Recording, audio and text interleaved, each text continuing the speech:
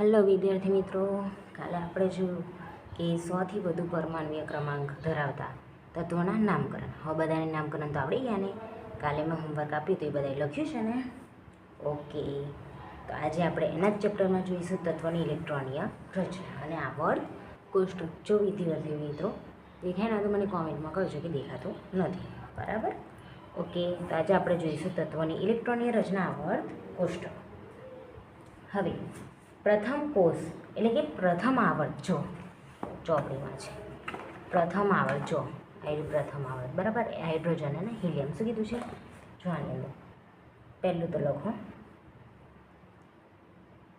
પ્રથમ કોષ, જેને કહીએ છીએ આપણે કે પ્રથમ આવર્ત, બરાબર? પ્રથમ આવર્ત. આવર્ત એટલે કે આડી હરોળ, જે આપણે આગળના લેક્ચરમાં જોઈએ કે આડી હરોળને આવર્ત કહેવાય અને ઊભાને સમૂહ કહેવાય, બરાબર? તો પ્રથમ આવર્ત, હવે એની વાત કરી છે. n = 2 આગળ પૂર્ણ થાય છે, બરાબર? જેમ કે હિલિયમ 1s2, n બરાબર 3 થી શરૂ થાય છે, બરાબર? જોઈએ હવે હિલિયમ, બરાબર? પહેલાં તો હાઇડ્રોજનનો કે 1s1, બરાબર? એક જ કક્ષક ભરાય. હિલિયમનો 1s2, બરાબર? એટલે કે 2 ભરાય કક્ષક, બરાબર? તો જો n બરાબર 2 આગળ પૂરી થાય છે. ઓકે, તો જો હાઇડ્રોજનમાં 1s1 કક્ષક જ ભરાય, 1 કક્ષકમાં જ ભરાય છે. હિલિયમમાં 2 ભરાય છે, 2 આગળ પૂરું થાય છે, બરાબર? હવે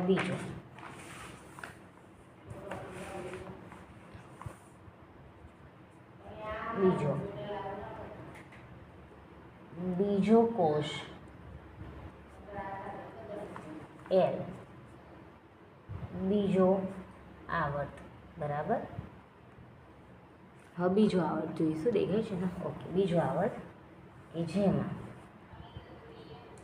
n = 10 આગળ પૂર્ણ થાય છે, બરાબર? જો આની અંદર પહેલાં તો આની અંદર 2 આગળ પૂરું થાય છે, એટલે કે હાઇડ્રોજનનો પરમાણુ ક્રમાંક 1, હિલિયમનો 2, તો 2 આગળ પૂર્ણ થાય છે, બરાબર? 2 આગળ પૂર્ણ થાય છે. દેખો આની અંદર આવી રહ્યો હાઇડ્રોજનનો 1 અને હિલિયમનો 2. કઈ હિલિયમ આવી રહ્યો, બરાબર? હિલિયમનો 2, એટલે કે આખી હરોળમાં પહેલો હાઇડ્રોજન આવ્યો, બીજો હિલિયમ, તો પહેલો પરમાણુ ક્રમાંક બીજો, તો બીજા આગળ પૂરું થઈ ગયું. છે આગળ કશું નથી, તો અહીંયા આપણે પૂરું થઈ ગયું તેમ કેમ.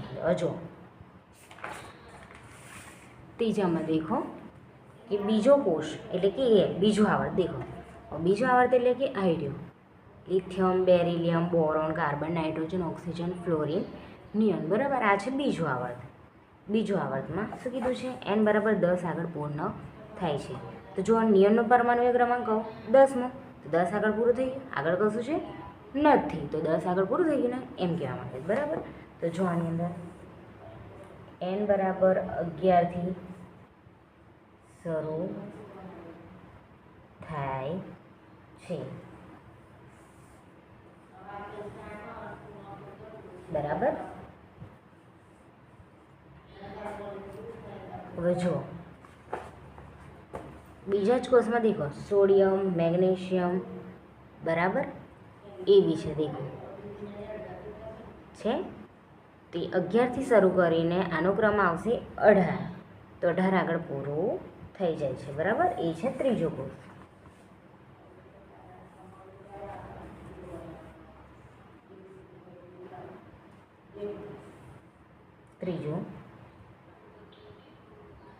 ત્રીજો કોષ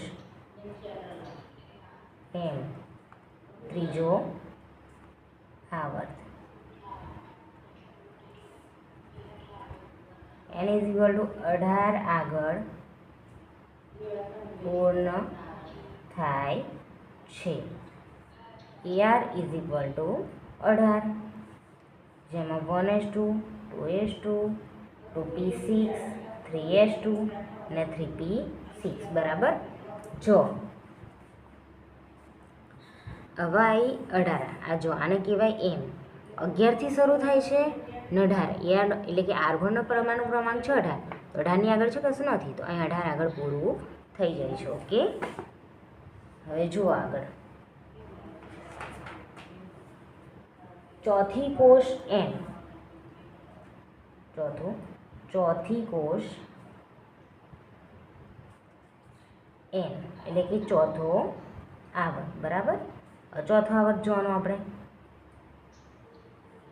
ચોથો આવર્ત તો N બરાબર 19થી શરૂ થાય છે. જોઈન હવે આર્ગોન પોટેશિયમનો ક્રમ કહો 19. હવે અહીંયા 19થી શરૂ થાય છે ને ક્યાં સુધી પતે? 19 20 21 22 23 24 25 27 28 29 30 31 32 33 34 35 36 આગળ પૂરું થાય છે બરાબર. ક્રિપ્ટોન સુધી પૂરું થઈ જાય છે બરાબર. પોટેશિયમથી ચાલુ થાય, ક્રિપ્ટોને પૂરું થાય બરાબર. તો N બરાબર 36 આગળ પૂર્ણ થાય છે. 36 એટલે કે ક્રિપ્ટોન બરાબર, ક્રિપ્ટોન. ઓકે, હવે આજે આપણું આ પૂરું થયું.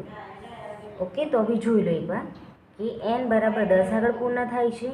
હવે N બરાબર અહીંયા લખો, N બરાબર 11થી શરૂ થાય છે બરાબર. અહીંયા આવશે સોડિયમથી શરૂ થાય, આર્ગોન સુધી પૂરો થાય બરાબર. આની અંદર કેન્સલ કરો, આનું લખી દીધું તમે બરાબર. હવે 10 આગળ પૂર્ણ થાય છે બરાબર. 10 આગળ પૂર્ણ થાય છે, પણ જો એકવાર સોડિયમ 10 આગળ પૂર્ણ થાય બરાબર. નિયમ તો ત્રીજાથી શરૂ થાય છે બરાબર. N બરાબર 3 આગળથી શરૂ થાય છે. ઓકે, જો પહેલું તો N બરાબર 2 આગળ પૂર્ણ થાય છે. જો હાઇડ્રોજનથી શરૂ થાય, હિલિયમ આગળ પૂરું થાય પહેલું આવર્ત. બીજું આવર્ત લિથિયમ એટલે કે ત્રીજા પરમાણુ ક્રમાંકથી શરૂ થાય ને 10મા પરમાણુ ક્રમાંકે પૂર્ણ થાય છે. પછી ચોથું આવર્ત એટલે ત્રીજું આવર્ત કઈથી શરૂ થાય? 3s એટલે કે ત્રીજું આવર્ત 11થી શરૂ થાય છે પરમાણુ ક્રમાંક સોડિયમથી, અને ક્યાં સુધી પૂરું થાય? આર્ગોન એટલે કે કહું 18મું, 18 સુધી પૂરું થાય છે. આને આગળ છે કહું ના, તો અહીંયા પૂરું થાય ચોથી આવર્ત. હવે 1 2 3 4 આ ત્રીજી આવર્ત પૂરી થઈ. ચોથી આવર્ત થાય છે પોટેશિયમ એટલે કે 19થી શરૂ થાય છે. ને ક્રિપ્ટોન એટલે કે કયો પરમાણુ ક્રમાંક? 36 આગળ પૂર્ણ થાય છે બરાબર. આયુ છે લાસ્ટ છે 36 આગળ બરાબર. તો આપણે આ પેટા કોષ જોઈ લીધા બરાબર આજના વિડીયોમાં. ઓકે, જો કોઈને ખબર ના પડી હોય તો કોમેન્ટમાં કહેજો કે ખબર નથી પડી, તો હું વિડીયોમાં ફરી સમજાવીશ. ઓકે, દેખ લો એકવાર વિદ્યાર્થી મિત્રો, આજે આ ચલાવ્યું આપણે. હવે કાલના વિડીયોમાં હું બીજું લઈને આવીશ. કાલના વિડીયોમાં હું લઈને આવીશ સમૂહ પ્રમાણે ઇલેક્ટ્રોનની રચના ભળતા બરાબર, એ શીખવાડીશ. ઓકે, તો આજનો વિડીયો ગમ્યો હોય તો લાઈક શેર અને સબસ્ક્રાઈબ કરજો. ઓકે, થેન્ક યુ મિત્રો.